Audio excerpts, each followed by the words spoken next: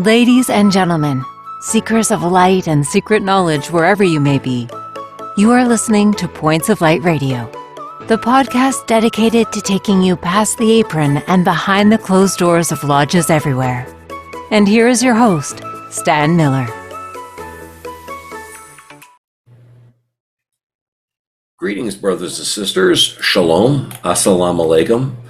Wonderful to be back with you here on Points of Light Radio, and I'm quite excited actually to bring you this segment because you'll see as we go along, it's been a long time coming. I've been wanting to do this particular segment for quite some time. Now, if you recall on Points of Light Radio, in previous segments, I have fellowshipped with members of a number of the loyal orders. These included the Loyal Orange Lodge, the Royal Black Preceptory, and the Knights of Malta. And the members of those particular organizations that I interviewed came from both the United Kingdom and Canada. And I recommend, if you haven't saw or listened to those segments, that you go back and do so, review them, because it'll line up quite well with what I'm about to talk about here today. Now, what are the loyal orders? Well, the ones, at least some of them, are the ones I've covered: the Loyal Orange Lodge, the Royal Black Preceptory, the Knights of Malta. There's the Independent Loyal Orange Institution, of which I'm a member. There's the True Blues, and then there's the Apprentice Boys of Derry. Okay, now that was the one particular loyal order that I have been trying to bring to you here on Points of Light Radio. Okay, I've been made a lot of inquiries. I did actually get in touch with one of them over in Ulster. I'm not going to say how that conversation went, but he made it very clear to me that he was not at all interested in appearing on the Points of Light Radio. But let's give you some insight on this. The Apprentice Boys of Derry is a Protestant fraternal society that was founded in 1814 and is based in the city of Derry, Northern Ireland. There are a number of branches in both Ulster and elsewhere in Ireland, as well as Scotland, England, Australia, and Canada. They claim a worldwide membership of 10,000. The Apprentice Boys of Derry, one of their aims is to commemorate the 1689 siege of Derry, when Catholic King James of England and Ireland laid siege to the walled cities of Derry, which at that point was a Protestant stronghold. To join, one must be Protestant and a believer in the supremacy of Jesus Christ. Make a note out of that, because most of the other fraternal organizations I've covered here on Points of Light Radio are non-sectarian and only require belief in the supreme being. When marching, members of the Apprentice Boys of Derry wear the crimson collarette to recall the crimson flag flown from the cathedral during the siege of Derry. I'll allow my guest to expand a little further, shed further light on this organization. And my guest today is Mark Alexander. He's a member of the Apprentice Boys of Derry No Surrender Club in Ottawa, Ontario.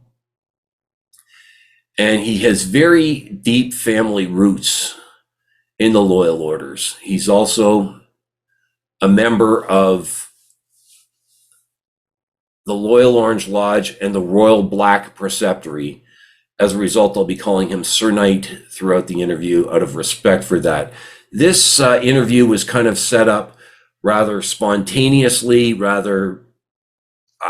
got to admit, it was very spur of the moment. I'm quite happy, very happy that I was able to get in touch with Sir Knight Alexander. Now, as I said, I've been wanting to fellowship with a member of the Apprentice Boys of Derry for over a year while this podcast was going on, but I've actually been wanting to talk to a member of the Apprentice Boys of Derry since 2005 when I first heard about them. So let's go fellowship with Sir Knight Alexander. But are you still thirsty for knowledge?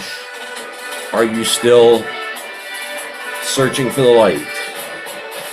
Then just trim your lamp and Follow Me. Love that music. Yeah. Sir Knight Alexander, welcome to Points of Light Radio, and it's an honor to interview an apprentice boy as well. Thank you. Yeah. Now, you are a member of a number of the Loyal Orders, which we'll talk about in a few minutes here, but you're also a member of the Apprentice Boys of Derry in Ottawa, Ontario, Canada. So tell my listeners and viewers about yourself. Well, I have a long history in the family genes, I guess, of my Alexander family. There's been 5 generations. Wow. Sixth and seventh generation is beyond me here yet. That's starting to grow. And but 5 generations that came out of County Londonderry, Northern Ireland. We were always told that we were originally from the Belfast area, but in doing some family research during COVID, I was able to find out that they actually came out of County Derry. And they were all members of the Orange Order, right from coming overseas. Well, now, you've been a member of the Loyal Orders for quite some time, but you're fairly recent to the Apprentice Boys. How long have you been in the Apprentice Boys? I joined the Ottawa branch club of the No Surrender Club in 2009. I had to double check that, and because I thought it was a couple of years earlier than that, but 2009. Ended up becoming the secretary within a couple of meetings after I joined. And I've been that secretary ever since for the Ottawa branch club. Okay. Now, what exactly does a secretary-treasurer do? Well, he keeps the minutes, records all the minutes, the communications dealing with the parent club in Londonderry. I have to keep communications open with the secretary and president of the No Surrender Parent Club, based out of Londonderry, Northern Ireland. So I also do the treasurer's part too. So I look after collecting capitation tax, sending the capitation tax funds back to Ireland every year, return forms. The dues? Do you collect the dues? Hey, the dues, yeah. How much are the dues, by the way? We only pay $30 a year. That's pretty good. Yeah. So now the Ottawa branch No Surrender Club is basically I would say a newer club in Canada. There is the other Murray Club in Toronto. They've been around for many years. But the No Surrender Club in Ottawa started in July of 1991. Wow. There was 13 brothers went over and took the degree in Londonderry all at the same time in order to get their charter. That's awesome. You have to have 13 members to be charter members in order to get a warrant. Okay. And so they all went over. It was around the 12th July time. So you know what they were there for in the Orange Order. And so then they had the meeting and got their degree. To be a full-fledged member, you have to go to Londonderry to get that degree to be a full-fledged Apprentice Boys member. So a couple of things that kind of goes along with that is either Derry made, and that's Derry spelled Derry, or you walk the walls. Okay. So, well, tell us about the Apprentice Boys now. What exactly do they do? What exactly are their traditions now? The main traditions is to remember the siege of Londonderry that happened in that was probably the second most key battle during the revolution in 1688, 1690. The siege of Londonderry probably was one of the major straws that broke the camel's back in King James's attempt to regain the monarchy, I guess, or to be king. And but the 13 apprentice boys, all young men, they closed the 4 gates in the city of Londonderry when King James's army was marching up to the one of the gates, and they closed all the gates. And it was 105 days later before the siege ended. And in the meantime, there was a lot of people starved, a lot of people died. There was a lot of sickness. It was a pretty sad situation within the city walls at that time until the relief of Derry happened. Well, no, I just wanted to ask you about that too. Now, I know the Orange March is on the 12th. The Black has Scarva. Now, what's the Apprentice Boys? What's their special day? Is there a special day for that? There's a couple of days. The December the 5th is the close. December the 5th. Just a minute here.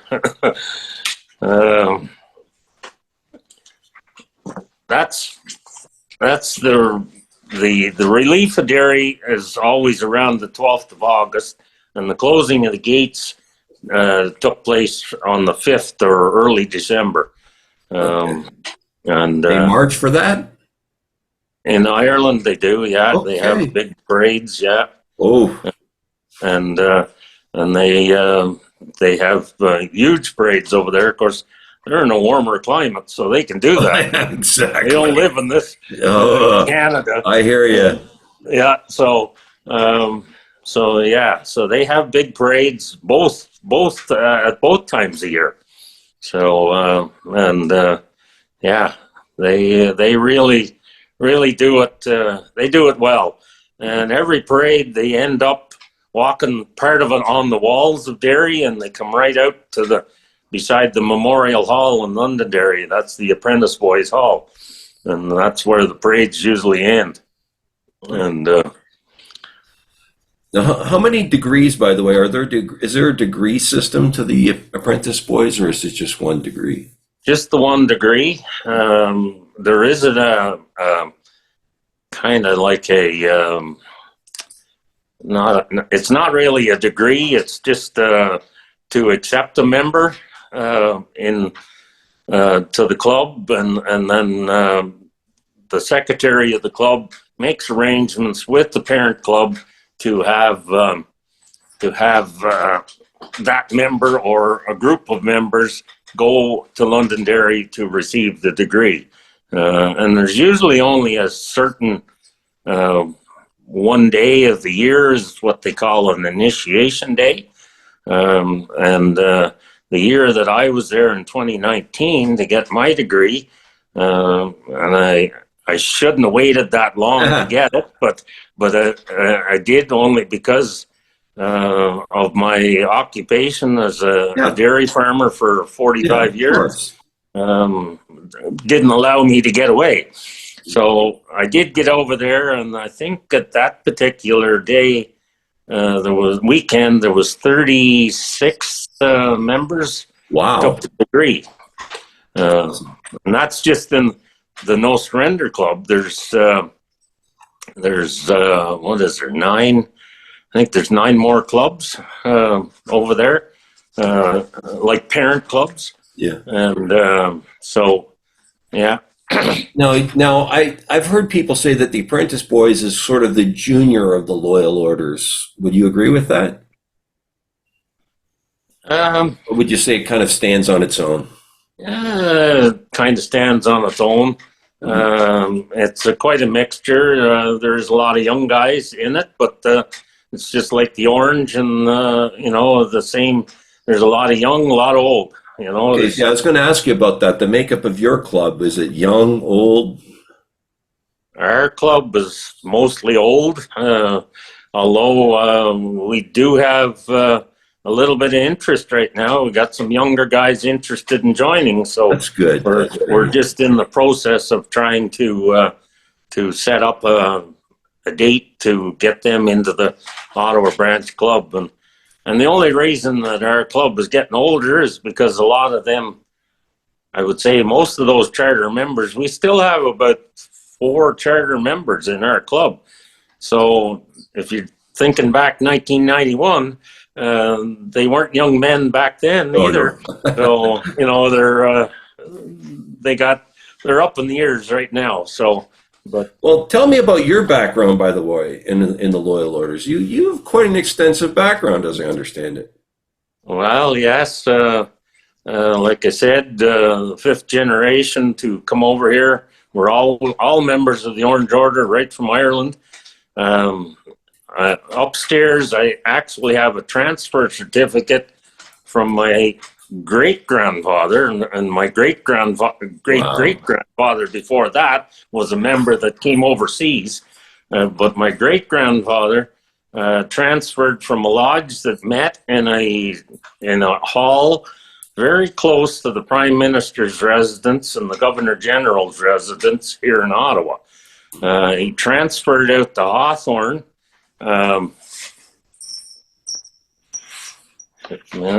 Hawthorne, and after he built the Orange Hall there. So he transferred out there, and then my grandfather joined, and then my dad, and then I joined in a little Orange Hall in Metcalfe. So I joined the Orange Young Britons, Loyal Orange Young Britons Association in 1971. And I joined the Loyal Orange Lodge in 1972, the next year, in a little place called Metcalfe, which is just south of Ottawa here. And that's where I kind of got my start in the Orange Order. I went through the chairs. I joined the Royal Black Knights in Winchester, Ontario in 1986. But I have went through the Provincial Grand Master's chair in all 3 levels. The Orange Young Britons in 1981-82. I was the Provincial Grand Master of Ontario East. I went through the chairs in the Royal Black in Eastern Ontario in it was around 2001 or 2002, I think. And then the Loyal Orange, Grand Orange Lodge of Ontario East in 2016, 17 or something like that, somewhere around there. Yeah. So about the Apprentice Boys, do you guys have plans to expand that, add some more clubs, or no? There's, like I said, we're one of 2 clubs right now, but there is another one in the works of being reactivated in Eastern Ontario. Yeah. The Campsie Club is being reactivated. So, and that's good because there's going to be a lot of young guys in that club. And in our club, we're hoping to get a few young guys in to give us some more life, I guess. Mm-hmm. We've had our issues during COVID. We did manage to meet a couple of times, but we're just struggling to have some meetings at this present time. But we're working on trying to turn things around. But you did give me some exciting news earlier when I talked to you over the phone. Now, there's a new lodge opening in Saskatoon, a new Orange Lodge opening in Saskatoon, Saskatchewan, and as well as another one in Manitoba, I believe you said. Well, the one in Manitoba opened about a year ago, I guess, year and a half ago. Not that long ago. It's kind of northwest of Winnipeg somewhere. and it turned out it's quite active. This other one, Orange Lodge, is in the works for Saskatoon, Saskatchewan. That's great. And I'm in April, Good Friday weekend. We're hoping to go out to assist some of the Knights of the Royal Black Preceptory in Alberta to install several candidates through the Red Cross degree. I think they have something like 6 or 9 candidates, something like that. I'm not sure. So they've got a kind of a rebirth out there in the Western provinces of new members and an influx of new members, and not all young guys, but a lot of them are young guys. Good. So, good. You need both. You need both. Yeah. Right. But what has your membership in the Loyal Orders done for you? What has it done? I love the history. For me personally, it's the history of the institutions of all branches. Whether it's the Orange, the Orange Young Britons, the Black, whatever. I love the history. I love, because my family, it's part of my family roots and heritage. I'm trying to continue that. I'm a kind of a history buff, I guess, history fanatic, I guess you want to say. Yeah. And so I like that. I like the fellowship, and what I guess when I was farming, and when you're milking a herd of cows, you're pretty much here 24/7. So to get away from the barn or the farm and get rid of those headaches for a while was to go to a lodge meeting and meet with guys of like-minded guys, but they were from all walks of life. Some were carpenters, some were government employees, some were accountants, lawyers, whatever. There was a big, wide cross section. I just liked the fellowship and the camaraderie of meeting with guys from other walks of life that all had different jobs, different stories. It's amazing, and I've often said that they come from all walks of life, but when you walk into that lodge, you're a member of that lodge. That's all on the outside. You're a member of that lodge. Brings people together. And you're a brother. You're a brother of a fraternal organization, no matter which one it is.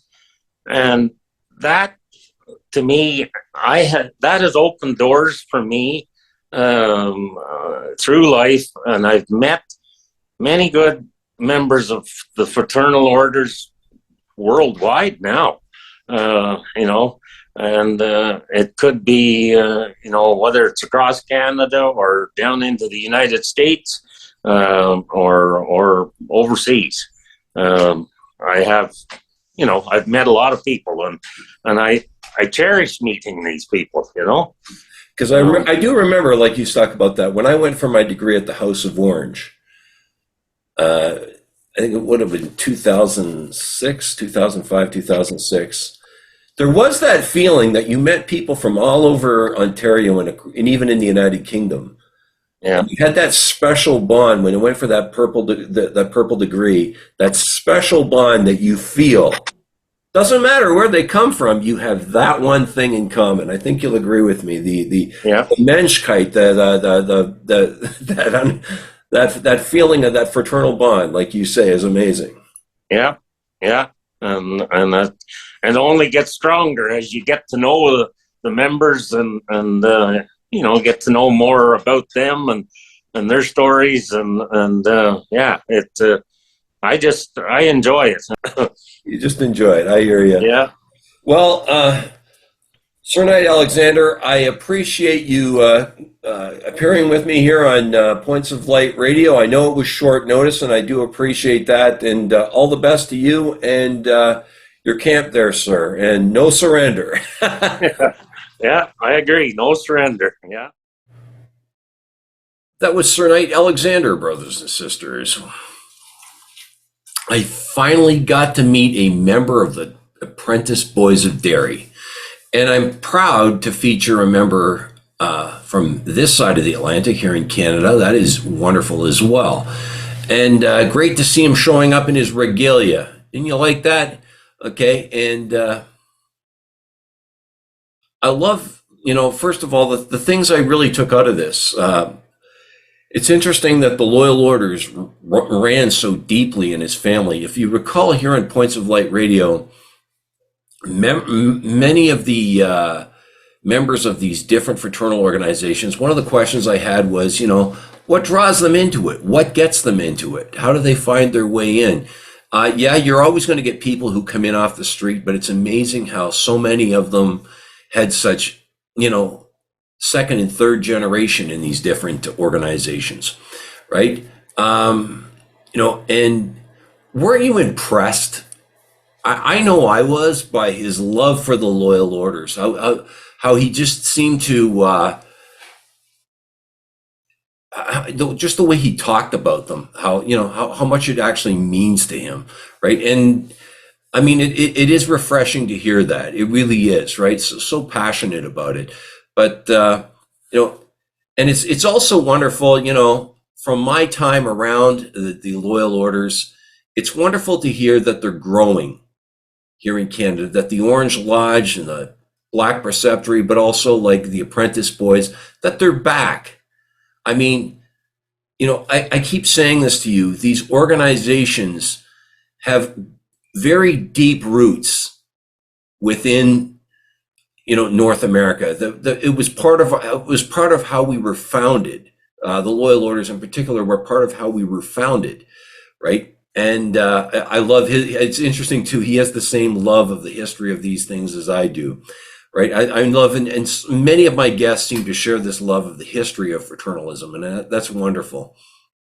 And I'm not done with the Loyal Orders. Now, I told you I really wanted to meet a member of the Apprentice Boys, but I also want to talk to a member of the Independent Loyal Orange Institution and the True Blues. If you are in the True Blues, either in Canada or in the United States, the United Kingdom, I've been reaching out to your organization. Please nudge some of your leadership or some of your members my way.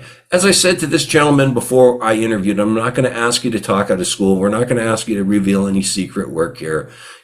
We simply want to know what it means to you and the history of your organization, right? So if you're in there again, I'm going to say this again. If you're in the Independent Loyal Orange Institution or the True Blues, please, let's fellowship, right? But I'm afraid that's all the fellowship I have time for today, brothers and sisters. Before I go, I want to remind you that this podcast is available on both YouTube and Spreaker. Please share, like, and subscribe when viewing Points of Light Radio on YouTube. You can follow Points of Light Radio on my Facebook page at facebook.com/Points of Light Radio. My Twitter handle is at PO Light Radio. You can see the link to my Spotify channel and my Points of Light Radio store.